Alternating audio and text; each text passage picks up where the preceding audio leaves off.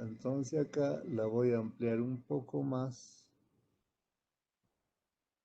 y empezamos.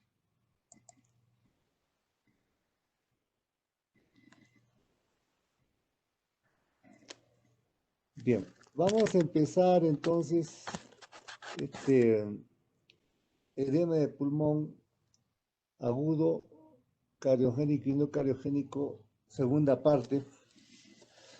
Um, Tuve la experiencia de irme al país del norte. Claro, fue un problema de sacar visa, ¿no? Estuve en Massachusetts, Boston, Harvard. Me fui a averiguar sobre mi curso de neurología, después me fui a Columbia, Nueva York. Si estoy, Boston está como irme, estamos en Boston aquí y Nueva York está como irse a Arequipa, así de cerca. Entonces, si estoy en Massachusetts, o sea, su capital, Boston, ¿cómo no me voy a ir pues a Nueva York? ¿Cuándo voy a volver a ir? ¿Ya? Entonces, aproveché para ir pues a la Empire State, a la Estatua de la Libertad, y 90 cosas para ver en Nueva York, pero pues yo he ido unos 3, 4 días nomás, no me alcancé el tiempo. Entonces, fui a Colombia y la curiosidad, como yo enseño la parte de neurología, en fisiopatología, el sistema nervioso, la curiosidad, ¿cómo enseñan allá? Era, ¿no? Y la curiosidad, preguntar, porque la mejor forma de enseñar medicina, y ustedes van a ver eso si quieren ser buenos especialistas, es Estados Unidos, porque la especialidad la hacen allá bien escolarizada, como si fuese escuela.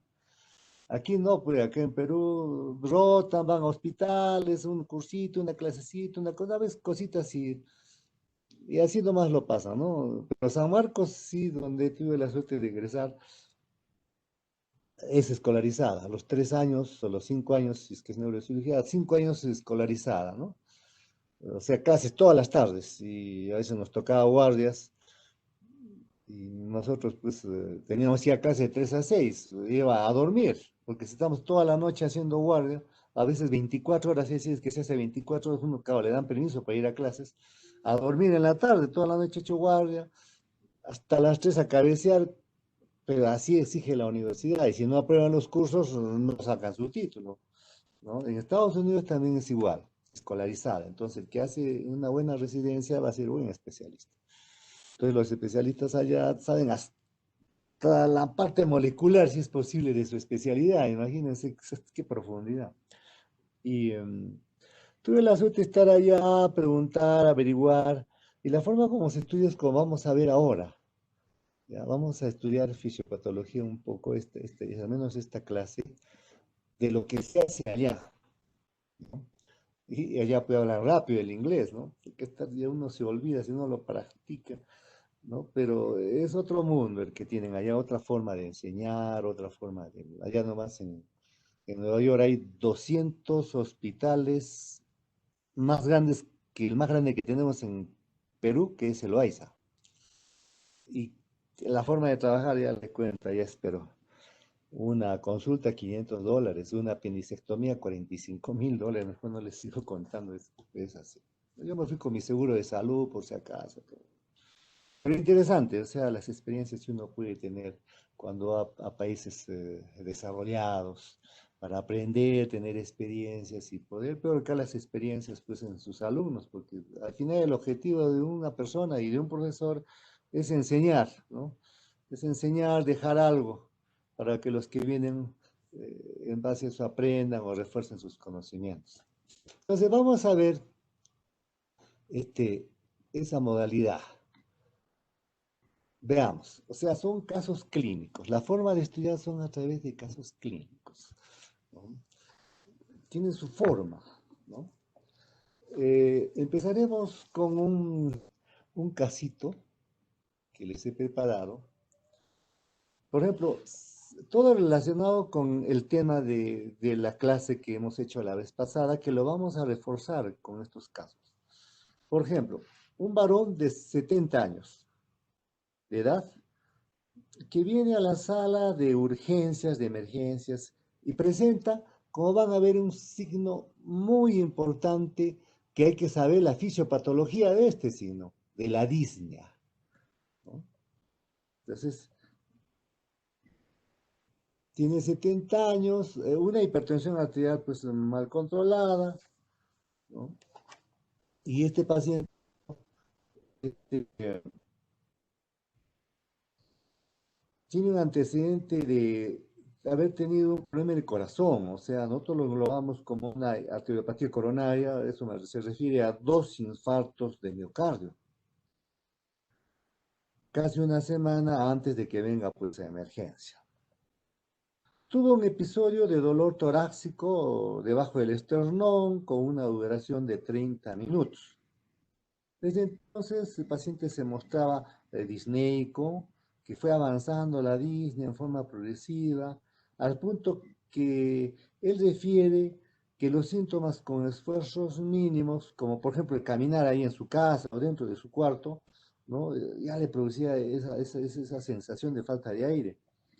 Notó un nuevo inicio de disnea entonces, mientras permanecía ya acostado, ¿no? Cuando se echaba en la cama, tenía que ponerse varias almohadas, ¿no? Permanecía pues así incómodo, ¿no? Porque si se ponía en Trendelenburg, en forma de cúbito, le faltaba aire, entonces tenía que ponerse más almohadas para ya sentirse un poco más cómodo. En ocasiones, en la noche, durante el sueño, se despertaba con disnea aguda, que le faltaba el aire. Cuando ya se le hace el examen, se encuentra sin fiebre, con presión arterial 160/100 minutos por medio de mercurio, frecuencia cardíaca 180 por minuto, frecuencia respiratoria 22 por minuto, y saturación de oxígeno 88%, con aire ambiental. Después se encontraba pálido, la piel fría, con diaforesis. La presión venosa yugular que se le hizo era de 10 centímetros de agua.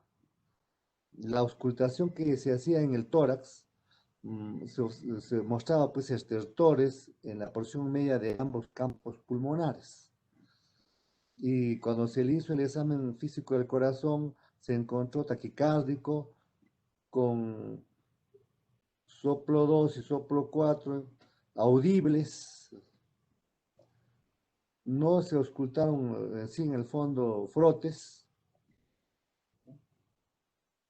Las extremidades se encontraban sin edema, incluso se le tomó un electrocardiograma, mostraba hipertrofia ventricular izquierda y ondas Q en las derivaciones anteriores y laterales compatibles con los antecedentes de hipertensión e infarto de miocardio. Le tomaron su radiografía de tórax, mostró infiltrados bilaterales consistentes con edema pulmonar. Lógicamente, un paciente así tiene que ser hospitalizado, ¿no? En una unidad de cuidados intensivos, con el diagnóstico, ¿no? Respectivo, al final tenía el corazón ya no funcionaba bien, un ICC y lógicamente con un probable infarto de miocardio. Tuvo que entrar a UCI. Entonces, ahí vamos a hacer dos preguntas grandes. Por ejemplo, nos decían, ¿cuáles son los factores que participan casi en todos los factores de edema pulmonar? ¿No? ¿Cuál es la causa posible del edema pulmonar? Bueno, nos referimos a este paciente. ¿Y en qué forma eh, hay alteración y cuál es la causa pues, del edema pulmonar? Paciente, ¿no? Este es un paciente varón. Acá tenemos otro pacientito que lo vamos a juntar para hacer la explicación fisiopatológica de uno solo, porque al final los dos pues están en relación. Aquí hablamos ya de una mujer, ¿no? Estamos en una parejita. Acá una mujer, ¿no? De 70 años también, de edad, que él viene a emergencia por presentar ortopnea de 2 días de evolución. Es una paciente que sufre de hipertensión arterial primaria hace muchas décadas, 30 años aproximadamente, ¿no? Y se controla la presión en forma irregular. Hace 7 meses presenta disnea de esfuerzo, fatiga, debilidad y palpitaciones de 2 semanas a la fecha, ¿no? Su disnea de reposo, dolor abdominal superior y edema de miembros inferiores. Refiere desde hace 2 días ortopnea, disnea paroxística nocturna y tos con esputo asalmonado. Ese término no se olviden, el asalmonado, porque les va a ayudar mucho así el diagnóstico. Claro que cuando ustedes ven a un pacientito que tiene ese esputo asalmonado rosado, es como una espuma rosada que bota el paciente, ¿no? Espuma copiosa de color rosado, a eso le llamamos asalmonado, característico típico de un edema del pulmón. Entonces, a su ingreso, cuando se le tomó la presión, estaba 80/60, una frecuencia cardíaca de 128 latidos por minuto, la frecuencia respiratoria 34 por minuto, no estaba haciendo fiebre, 36 grados centígrados, y luego un paciente que siente pues, falta de aire, viene con cuadro ansioso, está pálido, la sudoración está viscosa, su piel fría, tiene una fase disneica, incluso algunos vienen con aleteo nasal, con una mirada de angustia, porque detrás de eso puede tener un infarto de miocardio, puede tener un daño, se está muriendo, entonces vienen con ese estado de susto que tiene el paciente. Le hacen su examen neurológico, no le encuentran nada, ¿no? Incluso su escala de Graham de 15 puntos, le ven el cuello, le encuentran plétora yugular del grado 3, ya ustedes cuando llegan cardiología van a decir, el cuello para un lado y van a ver cómo late esa yugular, ¿no? Incluso hasta pueden hacer su papelito de una B para ver cómo late. El pulso cardiotideo es rápido, sin soplos, la tiroides se le examina, está normal, los campos pulmonares se le ausculta con el estetoscopio, ven estertores crepitantes designados en ambos campos pulmonares, casi como el pacientito del caso número 1, sibilancias expiratorias, no, a tal grado de que cuando lo ven al paciente está con sibilancias, que a la vista hasta puede parecer un asma cardíaco, entre comillas. La auscultación cardíaca, cuando se le hace muestra un componente pulmonar de segundo ruido cardíaco acentuado y presencia de ritmo de galope, ¿no? S3. El abdomen blando, depresible, con reflujo hepatoyugular o abdomen yugular, o sea, abdomen yugular que no lleva semiología, presionan el abdomen, ven el cuello para un lado y van a observar que la yugular se mueve, se regurgita la sangre. Entonces ese es abdomen yugular, cuando uno presiona el abdomen. Y lógicamente que también, por el que se ha regresado toda la vida, como hemos hablado, hepatomegalia, y el hígado le duele, claro, el hígado no duele, pero a diferencia en el caso de Wilson hay dolor. Entonces, hepatalgia, así como la presencia de ascitis, peristalsis presente. Nos vamos a los miembros inferiores, encontramos un pulso radial rápido y débil, miembros inferiores con pulsos presentes débiles, reflejos osteotendinosos 2/4, presencia de edema doloroso hasta tercio medio del muslo, se le hace una saturación de oxígeno, mientras respira el medio ambiente se encontró 86%. En el laboratorio, ¿qué encontramos? Encontramos una citometría hemática, por ejemplo, una hemoglobina de 11 gramos, había anemia, hematocrito P33, también anemia, ¿no? BGM 90, CMH 33, leucocitos 6000, leucocitos de 4 a 10.000 es normal, 6.000 está normal, con neutrones 70%, linfocitos 20%, plaquetas 260.000, glucosa 100 miligramos por decilitro, no había aparente diabetes, urea 30 miligramos, ¿no? Urea, creatinina 2,7 miligramos, un poco elevada, ácido úrico 11, electrolitos séricos, sodio 130, potasio 2,9 miligramos por litro, ya han visto, el sodio un poco bajo, cloro 90 miligramos por litro, magnesio 1,4 miligramos por litro, fósforo 2 miligramos por litro, y las pruebas de función hepática, las bilirrubinas 2,8, bilirrubina indirecta 1, la directa 1,8, AST145, ALT167, los tiempos de coagulación TPT 35 segundos y el TP 16 segundos, ¿no? con un control de 11 segundos, el INR 1.9, ¿no? Bueno, todos estos son valores que poco a poco ustedes van a ir aprendiendo, ¿no? De la noche a la mañana, pues están distintos los pininos, pero cuando ya pasan, ustedes aprender todo esto cada vez más, ¿no?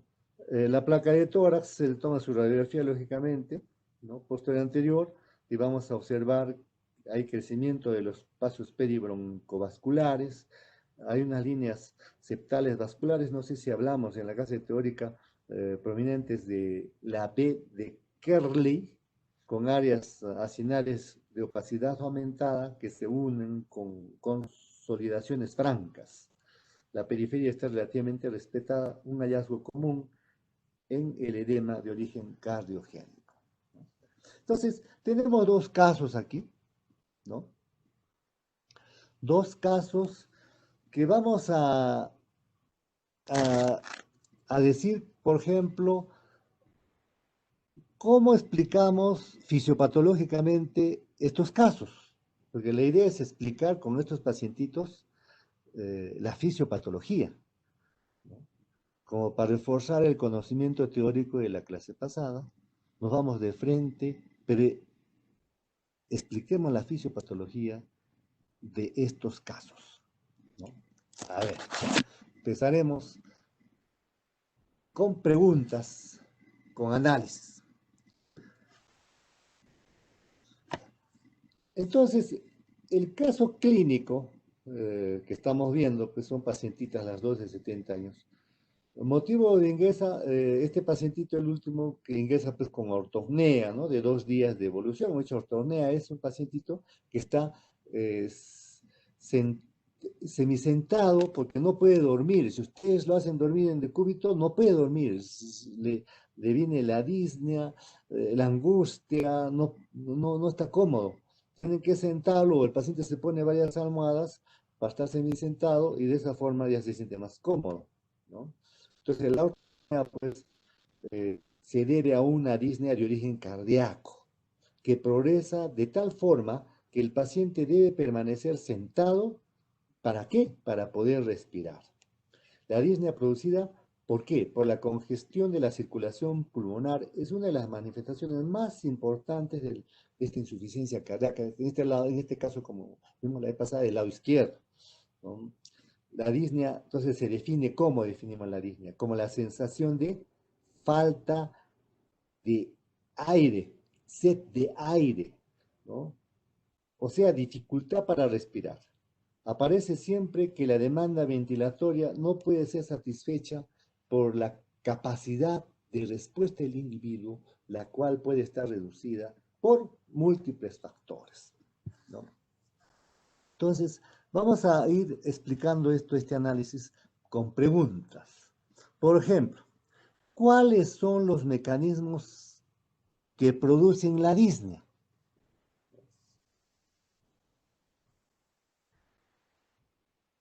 Empezaremos diciendo que los mecanismos productores de la disnea no están completamente dilucidados, porque aquí tiene que ver pues el sistema nervioso, ¿no? Es como cuando uno tiene, ¿por qué uno tiene hambre? ¿Por qué tiene sed? ¿Por qué tiene una serie de funciones neurovegetativas? Y es en forma automática. ¿Por qué? Porque ahí participa pues, el sistema nervioso central, pero no están bien dilucidados porque tienen una explicación a veces un poco compleja. Entonces, datos actuales sugieren que, excluyendo al asma, la disnea tiene dos componentes primarios.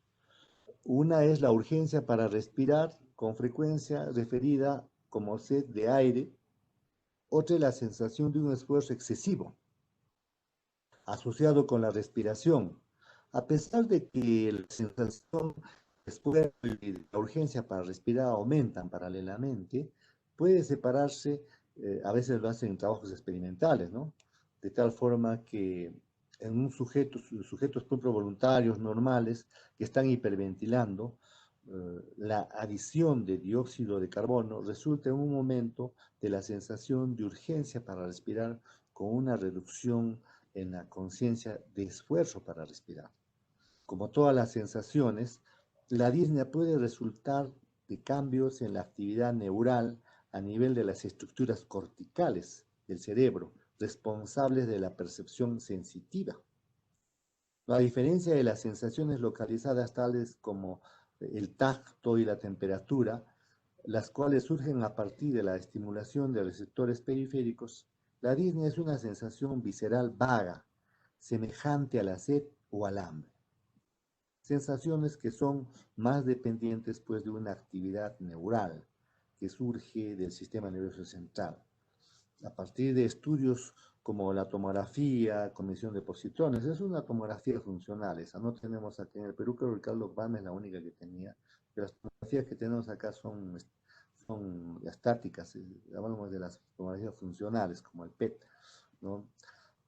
O la imagen, la resonancia magnética funcional a colores, que tampoco tenemos en el Perú, eso lo tienen Estados Unidos, en las grandes potencias, porque su costo es muy alto, ¿no? Se ha detectado un patrón consistente de la actividad neural asociado con la disnea, siendo de particular interés la activación de dos estructuras, la límbica y la paralímbica, especialmente la corteza insular anterior y el giro cingulado anterior y la amígdala.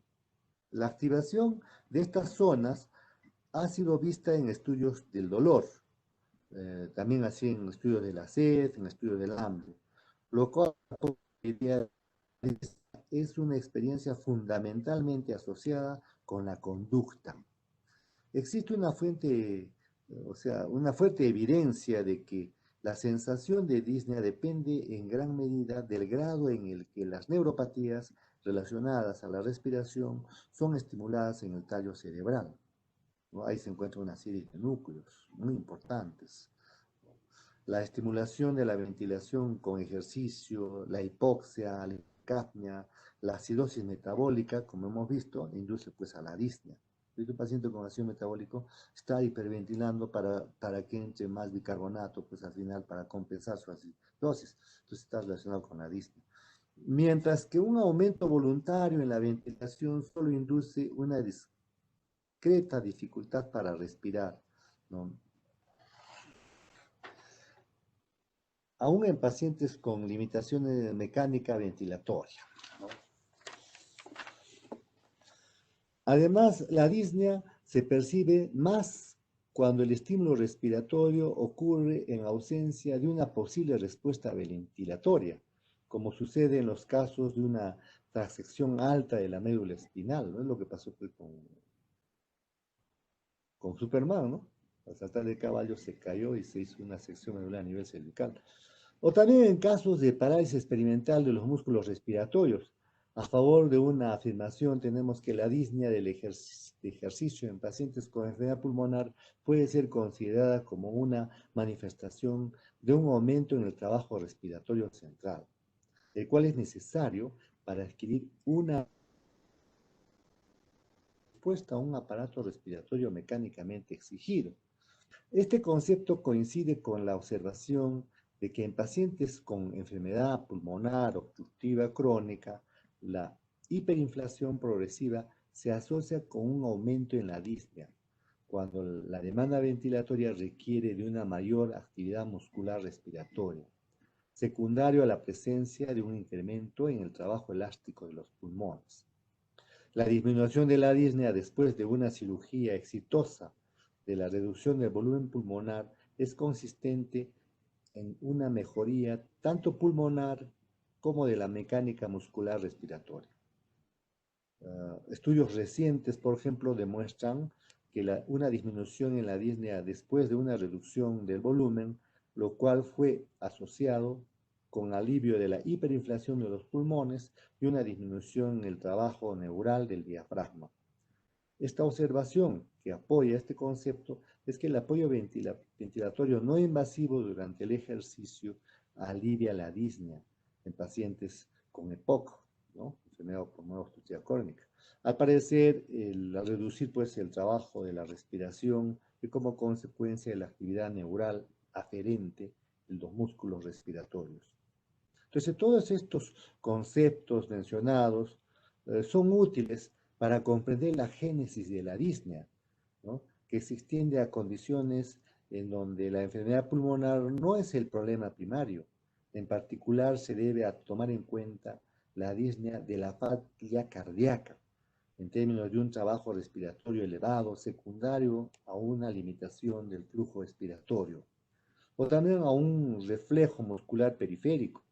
El papel de la retroalimentación aferente de los pulmones y de la pared del tórax en la génesis de la disnea es complejo, como hemos mencionado.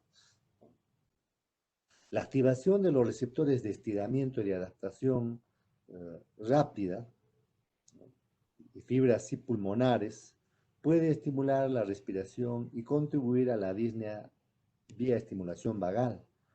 El alivio de la disnea seguida de vagotomía o bloqueo vagal son coherentes con este concepto. Por otro lado, la activación fisiológica de los receptores de estiramiento y adaptación lenta durante la extensión pulmonar pueden inhibir el trabajo respiratorio central y de esta manera disminuir la disnea. El bloqueo de los receptores de la vía aérea con bupivacaína en aerosol aumenta tanto la disnea como la respuesta ventilatoria al dióxido de carbono, lo cual apoya el concepto de que los impulsos aferentes de los receptores de la vía aérea pueden modificar la disnea.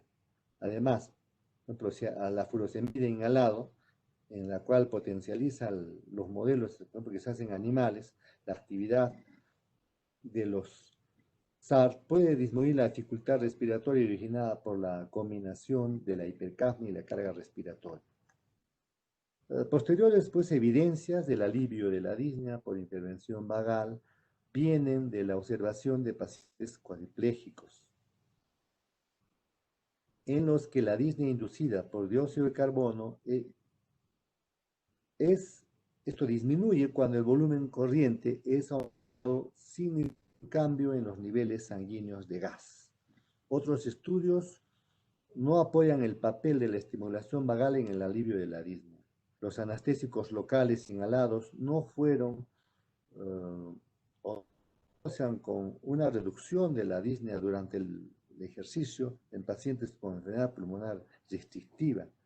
Además, en receptores de trasplante pulmonar, en los que se supone que tienen una falta de vías aéreas vagales.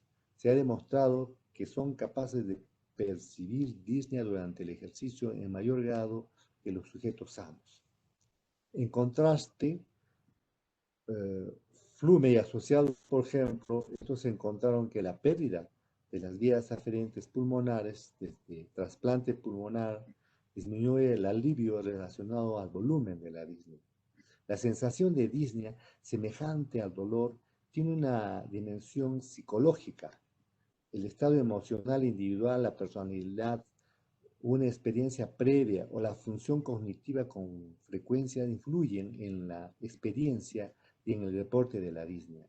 La disnea es peor cuando no es sospechada, cuando ocurre en situaciones inapropiadas, cuando el paciente la percibe como peligrosa. Al final, en resumen, ¿qué podemos decir de toda esta explicación de la disnea? ¿No? La disnea puede ocurrir cuando hay aumento de trabajo respiratorio central secundario a hipoxia, a hipercapnia u otro impulso aferente. También a un aumento del trabajo respiratorio para superar una limitación mecánica o debilidad.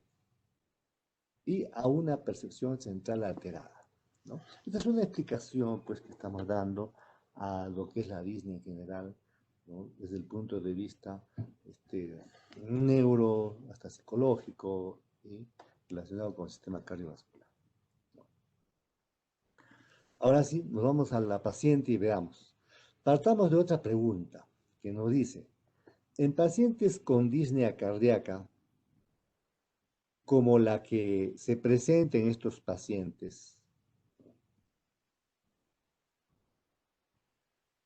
¿con qué se asocia más este síntoma? En el presente caso que estamos viendo, ¿no?, la disnea es más comúnmente asociada con, o es causada por congestión pulmonar, ¿no? como ocurre, como hemos mencionado, cuando hay falla ventricular izquierda, por ejemplo, cuando hay una estenosis mitral, ¿no? Hablamos en la clase pasada, ¿no? También hablamos del edema alveolar y pulmonar intersticial, estimula la respiración por activación a nivel pulmonar de los receptores. J. Con menor frecuencia, la disnea cardíaca ocurre secundaria a una reducción del gasto cardíaco, sin compromiso pulmonar, ¿no? Como hablamos también, mencionamos como el caso de la tautología de Fallot. A pesar de que la disnea en este paciente progresó en forma lenta, lo cual es característico de la mayoría de las formas de falla cardíaca crónica, el empeoramiento de la misma, ¿no? O sea, 2 días con ortopnea y disnea paroxística nocturna, sugiere la posibilidad también de un embolismo pulmonar o el desarrollo de un edema pulmonar agudo. Entonces, muchas veces tenemos que dilucidar, ¿no?, qué patología está detrás. En pacientes que tienen una falla cardíaca crónica, la disnea es una expresión clínica de hipertensión venosa y capilar pulmonar. Con frecuencia se acompaña de edema de las extremidades inferiores y dolor abdominal superior secundario a hepatomegalia congestiva y mixturia. La forma en que con el tiempo la disnea cardíaca progresa o aumenta es muy variable y depende sobre todo de la cardiopatía que lo desencadena.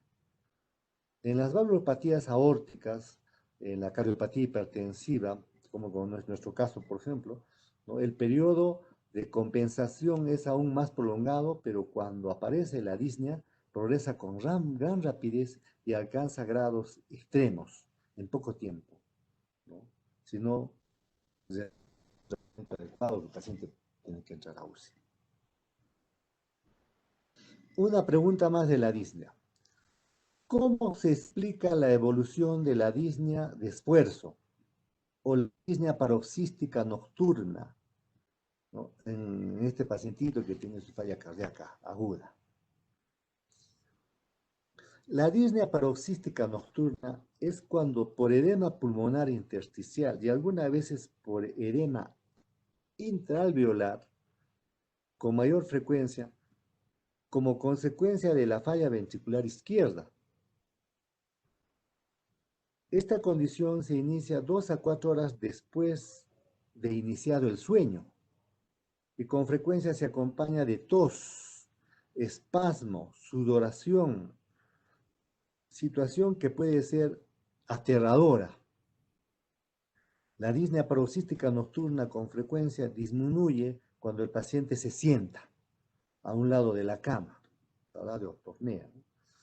El alivio no es instantáneo, requiere el paciente de 15 a 30 minutos para aliviarse. La disnea nocturna asociada a enfermedad pulmonar se alivia después de que el paciente expulsa sus secreciones, más que al adquirir la posición sentado. La disnea paroxística puede presentarse en una cardiopatía como primera manifestación de una insuficiencia cardíaca izquierda, por ejemplo, o desarrollarse en un paciente con síntomas y signos previos, como disnea de esfuerzo, ritmo cardíaco a 3 tiempos, con cadencia de galope, e inclusive con insuficiencia cardíaca global.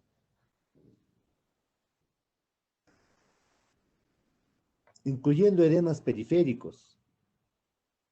Lo primero no es raro en la estrechez o insuficiencia valvular aórtica o en la cardiopatía hipertensiva.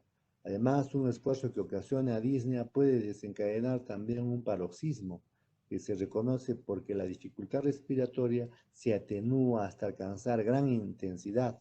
Aún después de cesado el esfuerzo, estas crisis tienen una duración variable de acuerdo con las medidas terapéuticas que se apliquen con la evolución natural, es decir, espontánea, y puede ceder en 15 a 20 minutos, pero en los casos graves puede aparecer signos pulmonares como estertores crepitantes y mucosos con diversos tamaños de burbuja e incluso espasmo traqueal que indican que la falla ventricular izquierda es intensa y produce edema pulmonar agudo.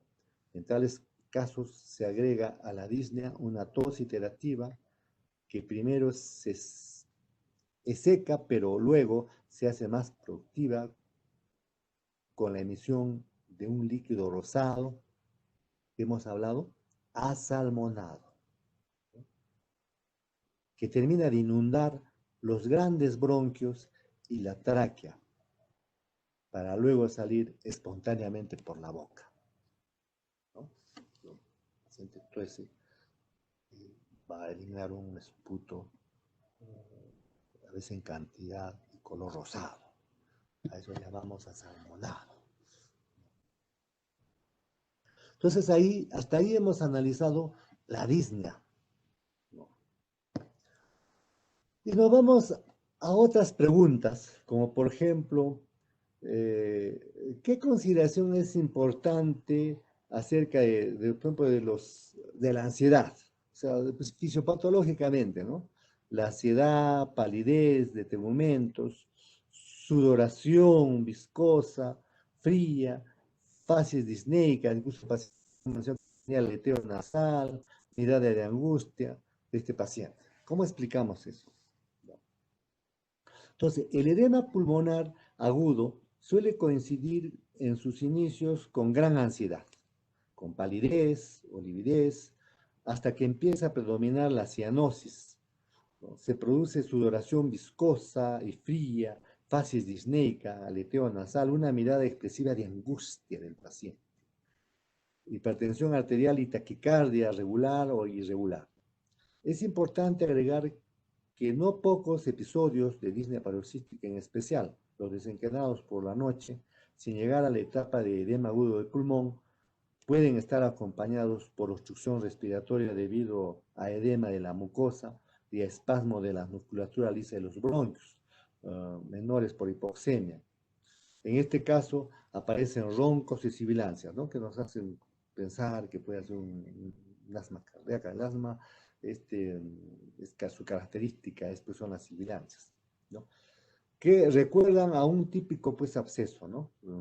Es un asma bronquial, con el que no pocas veces se les confunde. Para este cuadro se emplea con propiedad el término de asma cardíaca, ¿no? Asma cardíaca.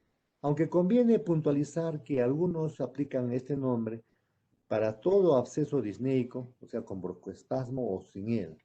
Depende de la insuficiencia cardíaca izquierda aguda que puede tener el paciente, ¿no? Con los datos de la historia clínica de este caso que estamos viendo, en base a los argumentos teóricos aportados previamente, es evidente que esta pacientita muestra un edema pulmonar agudo de tipo cardiogénico. Entonces, si nosotros nos vamos a la clase para reforzar un poco la clase pasada, nos preguntamos, ¿qué tipos de edema pulmonar agudo se presenta en los humanos, diríamos? ¿No? Dos tipos hemos dicho. Fundamental, el edema pulmonar agudo, ocurre pues, por ejemplo, el edema pulmonar cardiogénico, ¿no? También llamado hidrostático o edema hemodinámico, y el edema pulmonar no cardiogénico, también conocido como edema pulmonar con permeabilidad aumentada, daño pulmonar agudo o síndrome de diestrés respiratorio agudo. Ya, claro, existen dos. A pesar de tener distintas causas, el edema pulmonar cardiogénico y no cardiogénico pueden ser difíciles de distinguir debido a la similitud de sus manifestaciones clínicas. El conocimiento de la causa del edema pulmonar agudo tiene implicaciones importantes para el tratamiento. Los pacientes con edema pulmonar cardiogénico, como en nuestro caso, por ejemplo, que estamos viendo, típicamente son tratados con diuréticos, reducción de la poscarga, y a pesar de la causa subyacente, puede requerir otro tipo de tratamiento, incluyendo revascularización coronaria. Los pacientes con edema pulmonar no cardiogénico que requieren de ventilación mecánica deben ser ventilados con volúmenes corrientes bajos, 6 mililitros por kilogramo de peso, y con una presión meseta de la vía aérea menor de 30 centímetros de agua. El diagnóstico de edema pulmonar agudo requiere de entendimiento del intercambio de líquido microvascular en el pulmón. En el pulmón normal, la fuga de líquido y proteínas ocurre en un inicio a través de las pequeñas compuertas entre las células del endotelio vascular. El líquido y los solutos, que son filtrados desde la circulación hacia el espacio intersticial alveolar, normalmente no entran al alveolo. El alveolo está compuesto de uniones muy estrechas, como mencionamos en la clase pasada. Bien. Además, una vez que el filtrado entra al espacio intersticial, es movido hacia el espacio de peribronquialveolar. En condiciones normales, los linfáticos eliminan la mayoría de estos líquidos filtrados desde el intersticio a la circulación sistémica, ¿no? Son los barredores ahí, ¿no?, que lo limpian. El momento de grandes proteínas del plasma es restringido.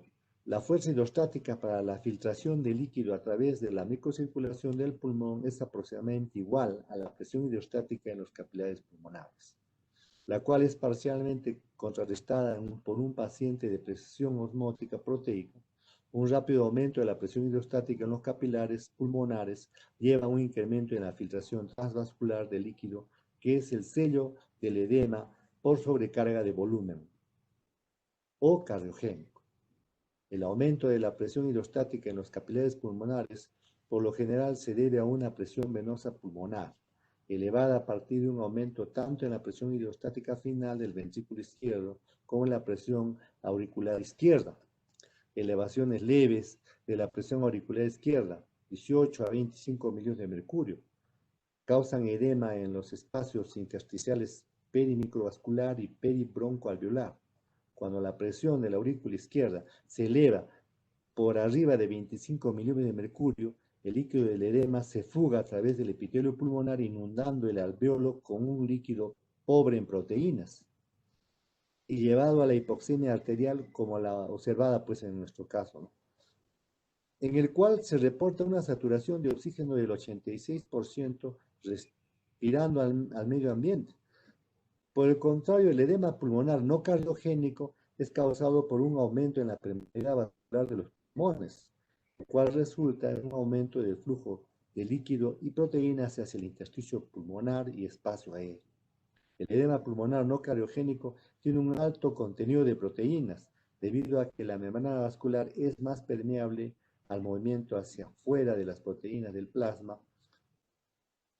La cantidad neta de edema pulmonar acumulado es determinado por el balance entre la tasa a la cual el líquido es filtrado hacia el pulmón y la tasa a la cual el líquido es eliminado del espacio aéreo y el intersticio pulmonar. Otros datos aportados por el paciente son la presencia de fatiga, debilidad, palpitaciones, dolor abdominal superior y edema de miembros inferiores.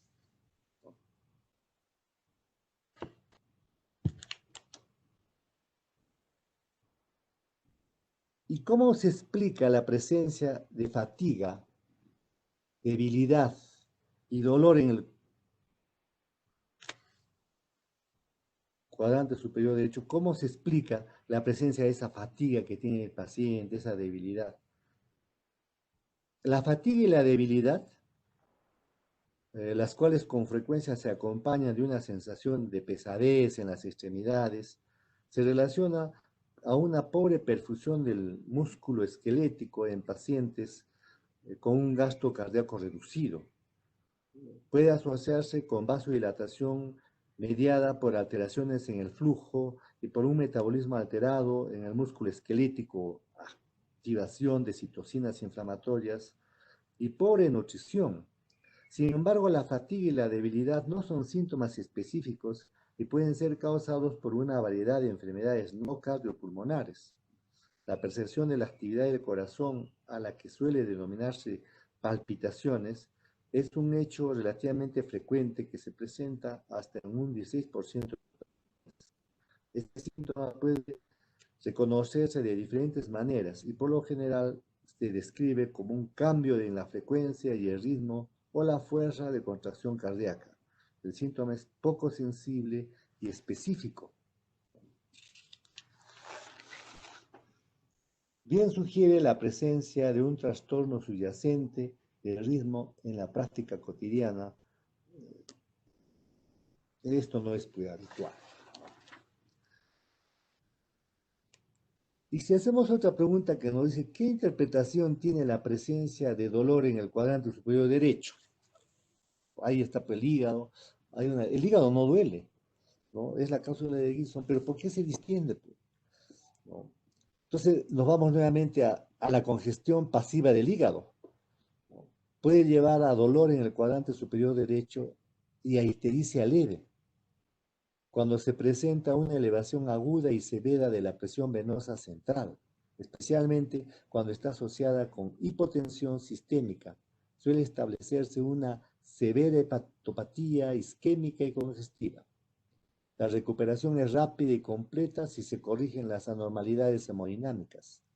A pesar de que el edema es una manifestación cardinal de la falla cardíaca, no se correlaciona bien con los niveles de presión venosa sistémica. En pacientes con falla ventricular izquierda crónica y gasto cardíaco bajo, el volumen de líquido extracelular puede estar lo suficientemente expandido para causar edema en presencia de solo leves elevaciones de la presión venosa sistémica.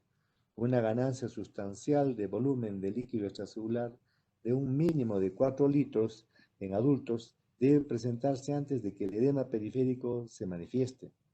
El edema periférico en la falla cardíaca suele ser simétrico y generalmente ocurre primero en las porciones dependientes del cuerpo. De acuerdo con esto, el edema cardíaco en pacientes ambulatorios se presenta primero en los pies y tobillos al final del día y por lo general se resuelve en la noche.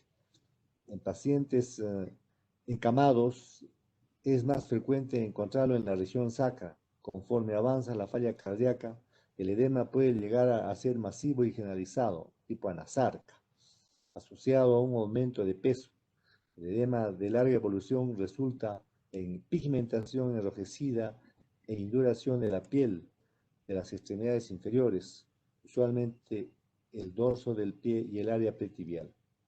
En relación con la exploración física, la apariencia general del paciente nos orienta a pensar en una falla cardíaca severa ante la presencia de ansiedad, palidez de tegumento, sudoración viscosa y fría, y facies disneica, ¿no? Ese aleteo nasal que tiene y la mirada de angustia. Y si nos vamos a la siguiente pregunta, ¿cómo explicamos la presencia de hipotensión arterial reportada en este pacientito, ¿no? O en esta paciente? La presencia de hipotensión arterial se debe a que en la falla cardíaca severa, el aumento, el volumen latido es reducido, lo que se refleja en una disminución de la presión del pulso y un color oscuro de la piel. Con una falla cardíaca derecha e inestable, particularmente, y el gasto cardíaco ha estimulado en forma aguda la presión arterial sistólica, puede estar reducida. El pulso puede ser rápido y débil. La presión de pulso proporcional muestra alguna correlación con el gasto cardíaco, especialmente en pacientes con congestión pulmonar. En un estudio, cuando la presión del pulso menor al 25%, esta reflejó un índice cardíaco de menos del 2.2 litros por minuto por metro cuadrado.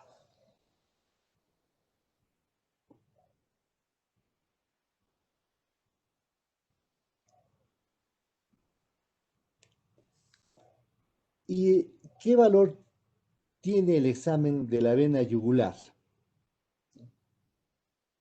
¿Qué importancia tiene esto de la yugular? O sea, le hacen el cuellito para un lado y ven la vena yugular, ¿cómo está? Entonces, el examen de la vena yugular es uno de los más útiles puntos en la evaluación de los pacientes con falla cardíaca. La presión venosa yugular debe ser cuantificada en centímetros de agua. Normal, eh, igual a 8 centímetros, estimando a nivel de pulsaciones por arriba del ángulo del esternón, ¿no? Arbitrariamente agregando 5 centímetros en cualquier postura. La presencia de reflujo abdomino-yugular o hepatoyugular debe ser evaluada ejerciendo presión en el cuadrante superior derecho del abdomen por 30 segundos, evitando que se induzca una maniobra de Valsalva. Un hallazgo positivo es una elevación de la presión yugular de por lo menos 1 centímetro, tanto una presión venosa yugular elevada como un reflujo abdomino-yugular normal. Se ha reportado en un 80% de los pacientes con falla cardíaca avanzada. Ningún otro signo es tan cercanamente sensible. El pulso carotillo debe ser evaluado para descartar estenosis aórtica y se debe buscar anormalidades también de la glándula tiroides que se hizo y en este paciente pues estaba normal. Y si nos vamos a los estertores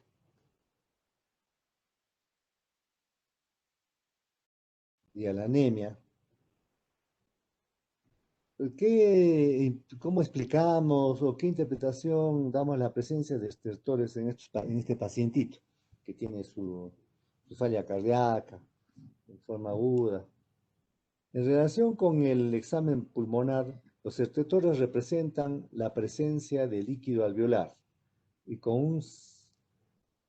son pues un sello de la tabla de la falla cardíaca, ¿no? Como están presentes en pacientes sin enfermedad pulmonar agregada. Son altamente específicos para el diagnóstico. En la falla cardíaca crónica, por lo general, están ausentes, aún en pacientes con una presión capilar pulmonar mayor a 20 milímetros de mercurio, normal está 12. La falla cardíaca izquierda no puede ser excluida en ausencia de estertores. Los estertores que se escuchan sobre la base de los pulmones son características de la falla ventricular izquierda, de por lo menos una severidad moderada. Con mayor frecuencia son bilaterales, pero sí son escuchados en un solo pulmón. Son más frecuentes pues la del lado derecho y pueden relacionarse con derrame pleural unilateral. En el edema pulmonar agudo se auscultan estertores gruesos de burbujas y broncoespasmo en ambos campos pulmonares, situación que se exacerba ante la presencia de congestión de la mucosa bronquial o secreción bronquial excesiva. En el examen cardíaco, esta pacientita presenta acentuación del componente pulmonar del segundo ruido cardíaco, lo cual se explica por la presencia de hipertensión pulmonar.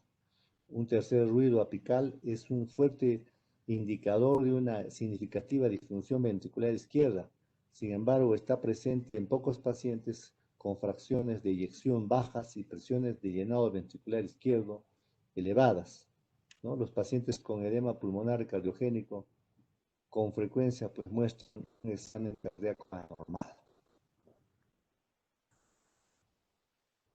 ¿Y qué interpretación nos diría pues la presencia de un S3 o galope? La auscultación de un soplo 3 o galope es relativamente específica para la disfunción ventricular izquierda y presión diastólica final ventricular izquierda elevada. Sugiere un edema pulmonar. La especificidad de este hallazgo es alto, de un 90 y 97% por su sensibilidad, pero su sensibilidad, digamos, es baja, 9 a 51%. El amplio rango de sensibilidad probablemente refleja la dificultad en identificar con claridad un S3 o galope en el examen físico. El tamaño, pulsatilidad y dolor del hígado, o sea, vamos de la hepatalgia, deben ser evaluados a fin de evidenciar la presencia de congestión pasiva y regurgitación tricuspidia.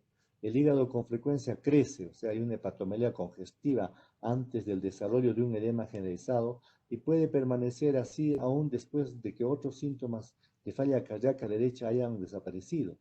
Si la hepatomegalia se establece rápida y es relativamente reciente, el hígado es doloroso debido a una distensión rápida de su cápsula. En la falla cardíaca de larga evolución, este dolor desaparece a pesar de que el hígado permanece crecido. En pacientes con falla cardíaca avanzada, la hepatomegalia ha sido asociada con hipoperfusión sistémica en ausencia de congestión.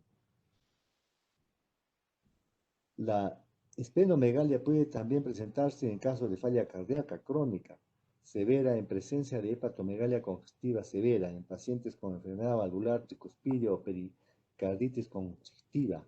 La citis ocurre como resultado de una presión elevada de las venas sistémicas portal y hepática que drenan al peritoneo. Es inusual en la falla cardíaca y casi siempre se asocia con edema periférico. La citis puede ser más prominente que el edema subcutáneo, al igual que el hidrotórax. Existe un aumento de la permeabilidad capilar debido a que el contenido proteico es similar a los linfáticos hepáticos de la interpretación de los exámenes de laboratorio encontrados. Estos datos pues son interesantes, pero cabe también discutir.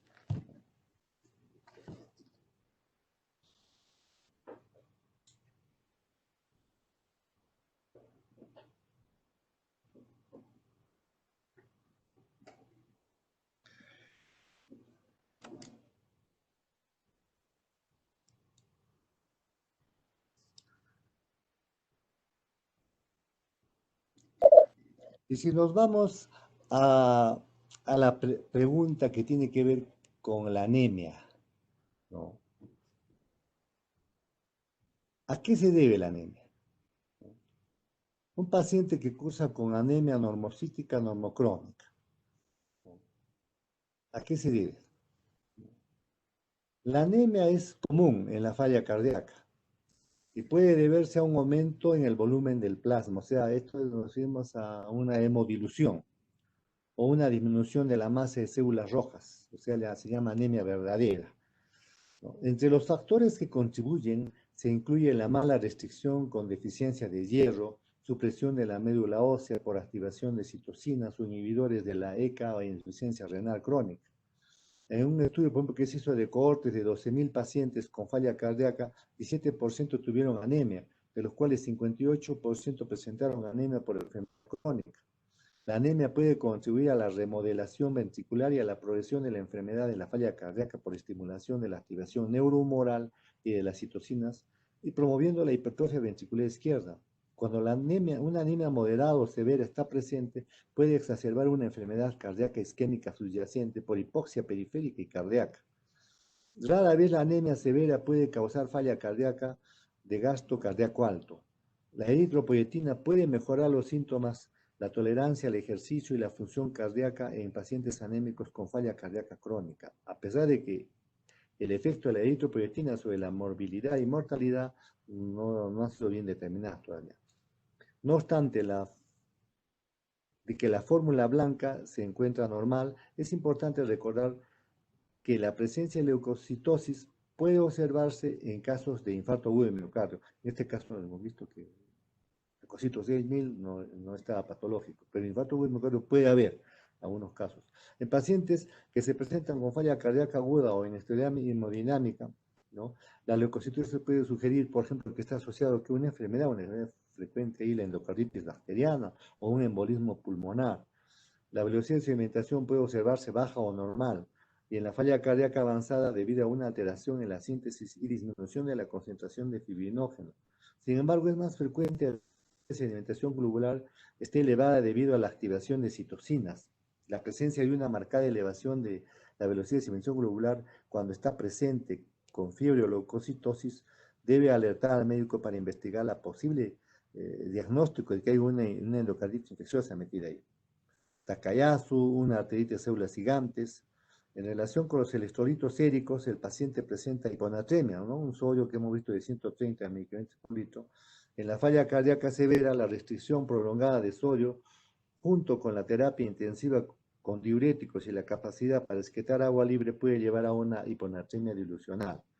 La hiponatremia hipervolémica se presenta por una expansión considerable del volumen de líquido extracelular con un normal o solo leve aumento de los niveles de sodio corporal total. La hiponatremia hipervolémica se acompaña y se cree que es causada por niveles circulantes elevados de vasopresina, arginina, el nivel de potasio sérico, que en nuestro caso es de 2.9 miligramos por litro, marca la presencia de hipocalemia, de una hipocalemia leve. ¿Y cuáles son las causas que pueden estar produciendo la hipocalemia? Habitualmente los niveles de potasio sérico en la falla cardíaca son normales. Sin embargo, acá, sí, eh, un hiperaldosteronismo secundario puede estar participando aquí, ¿no? Y puede contribuir a la hipocalemia o a la hipopotasemia. La hipercalemia puede presentarse en pacientes con falla cardíaca severa que muestra una marcada reducción de su tasa de filtración glomerular y un aporte adecuado de sodio al sitio de intercambio sodio-potasio a nivel tubular distal, particularmente si además están recibiendo inhibidores de la ECA, por eso está diciendo diuréticos, ahorradores de potasio, suplementos de potasio y otras alteraciones electrolíticas también observadas en este paciente son la presencia de hipofosfatemia, hipomagnesemia, alteraciones que con frecuencia se asocian con el uso de alcohol o de baja nutrición en relación con la función renal, la presencia de proteinuria y una densidad urinaria elevada son hallazgos frecuentes en la falla cardíaca. O sea, también todo esto hay que tenerlo en cuenta, ¿no? Y si nos vamos a la última parte, que son eh, con frecuencia los niveles de nitrógeno ureico, hemos visto que también la creatinina están moderadamente elevados. ¿A qué se debe? ¿Por qué la creatinina está moderadamente elevada?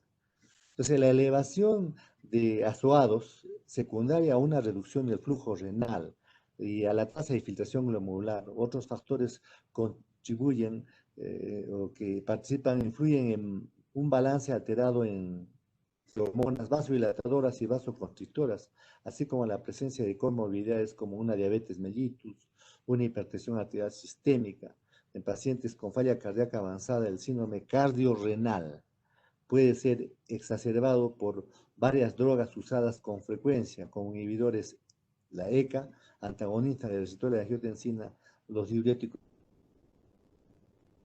y los inhibidores COX-DOX, ¿no? Si nos vamos a esta parte donde dice, ¿cómo explica pues la alteración de las pruebas de función hepática, ¿no? En este caso, ¿cómo se explica? ¿No? En lo que respecta a la función hepática o en la falla cardíaca, la hepatomegalia congestiva y la con frecuencia están asociadas con una función hepática alterada, característica por valores anormales de aspartato aminotransferasa, ¿no? O la alanino-aminotransferasa, o también puede ser por alastato deshidrogenasa y otras enzimas hepáticas, ¿no? Había hiperbilirubinemia. ¿Qué se debe eso? La hiperbilirubinemia, tanto directa como la indirecta, es común en casos de falla ventricular aguda y puede ocurrir una franca ictericia. Una congestión venosa hepática aguda puede producir una ictericia severa con niveles de bilirrubina que alcanzan valores altos, como 15 a 20 miligramos por decilitro. Una elevación de la alanino-aminotransferasa mayor a 10 veces el límite superior normal y la elevación de los niveles de fosfatasa alcalina, así como la prolongación del tiempo de protrombina y la alteración de la función hepática, rápidamente mejora con el tratamiento adecuado de la falla cardíaca. Entonces, en pacientes con cirrosis cardíaca de larga evolución, la síntesis de albúmina puede estar alterada con hipoalbuminemia, que se intensifica la acumulación de líquido. En la falla cardíaca avanzada, la hipoalbuminemia puede contribuir a ser exacerbada por la caquexia cardíaca. Bueno, eh, y finalmente, si nosotros le hemos tomado una radiografía, entonces, existen hallazgos radiográficos en el tórax que nos pueden orientar a un edema agudo de pulmón de origen cardiogénico. Entonces, ¿qué vemos ahí? Los hallazgos de la radiografía de tórax nos orientan a pensar en un edema de agudo de origen cardiogénico. En un estudio de 45 pacientes con edema pulmonar, en los cuales el diagnóstico etiológico fue determinado por clínica y con el uso de muestras de líquido de edema pulmonar, un score compuesto basado sobre las características radiológicas, ¿no? correctamente identificó el 87% de pacientes que tuvieron edema cardiogénico y un 6% de aquellos que tuvieron edema no cardiogénico, ¿no? O sea, la radiografía nos ayuda mucho en esto. Entonces, una medición del ancho del pedúnculo vascular puede mejorar la agudeza diagnóstica de la radiografía de tórax. Sin embargo, su utilidad para distinguir el edema cardiogénico del no cardiogénico necesita de una evaluación futura. Existen varias explicaciones para la agudeza limitada de una placa de tórax. El edema puede no ser visible hasta que la cantidad de agua aumenta en un 30%. Estaba al inicio de un campo. Además, cualquier material radiolúcido que llena los espacios aéreos, por ejemplo, una hemorragia alveolar, pus, el carcinoma bronquialveolar producirá una imagen radiológica similar a la del edema agudo del pulmón. La técnica puede también reducir la sensibilidad específica a la radiografía de tórax, incluyendo rotación, inspiración, ventilación, a presión positiva, posición del paciente, una adecuada penetración de la placa. Bueno, entonces, en conclusión, es toda la explicación que podemos hablar sobre el edema agudo del pulmón cariogénico y no cariogénico a través de estos casos clínicos para reforzar un poco los conocimientos que hemos dado en la clase pasada. Claro, algunas cosas todavía se van a quedar ustedes un poco, como se dice, en vacío, porque todavía no han llevado muchos cursos, porque muchas veces hay una falla del corazón y ya está comprometiendo el hígado, ya está comprometiendo el riñón, ya está comprometiendo la vía sanguínea, está comprometiendo otros aspectos más y a veces incluso hasta tienen encefalopatía. Entonces, a medida que van conociendo poco a poco, van a ir integrando y van a poder conocer todo el componente funcional y patológico del ser humano. Es que no se puede dar todo de golpe. Ahora están llevando fisiopatología, cuando terminen fisiopatología el curso ya van a poder comprender casi todo en su totalidad, pero van a seguir todavía aprendiendo un poco más y reforzar los conocimientos con semiología, y van a seguir aprendiendo cuando lleven medicina 1, medicina 2 y medicina 3, ¿no? Para que estén preparados en todo este campo de la clínica. Entonces este curso es troncal.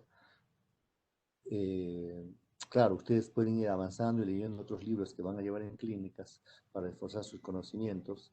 Probablemente en cardiología van a poder reforzar mucho más estos conocimientos y, como decíamos al inicio, ¿por qué han salido tan buenos alumnos o tan buenos médicos de esta Facultad de Medicina X? Porque han repetido lo mismo 50 veces. La primera y al final terminaron comprendiendo en su totalidad o todo lo que se pueda. Porque al final esto les va a servir a ustedes para sus exámenes. Para hacer su internado, examen. Para hacer serums, examen. Para hacer residencia, examen. Cualquier concurso que entren, algún hospital, a una sede, ¿no? Examen, examen, examen. ¿Quiere irse a Estados Unidos? Para el FORE, examen. ¿Quiere irse a Europa? Examen. Todo es examen. Al final, todo el esfuerzo que ustedes van a hacer por aprender no va a ir en vano, va a contribuir a su formación. Entonces, conmigo será hasta la próxima clase para continuar en la próxima clase. Después de la clase teórica que haga, vamos a presentar, pues, unos tres compañeritos de un grupo, van a presentar un caso clínico. Puede ser también cardiogénico, no cardiogénico, si quieren el electrocardiograma. Creo que hay bastante casos clínicos para armar, ¿no?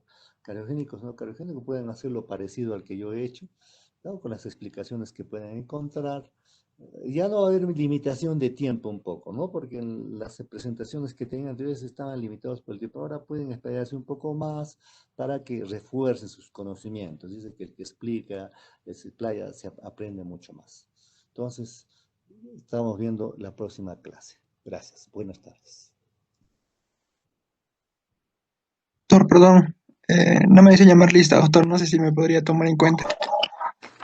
No, ya se acabó la clase. La última vez era esta vez. ¿Cómo se llama? ¿Cómo se llama? Rápido nomás. ¿Cómo te llamas? ¿Cómo? Quispe Guaracayo Denis. Aquello de...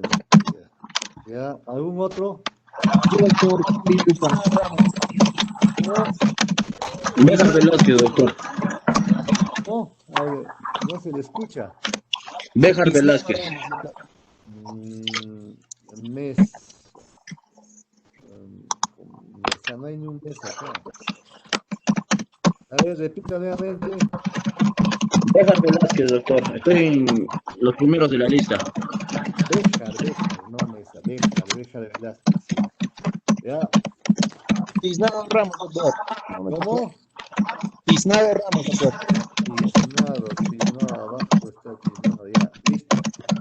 Bueno, si no hay nada Yupa. más, entonces, ¿cómo? Chambi Yupa, doctor. Chambi,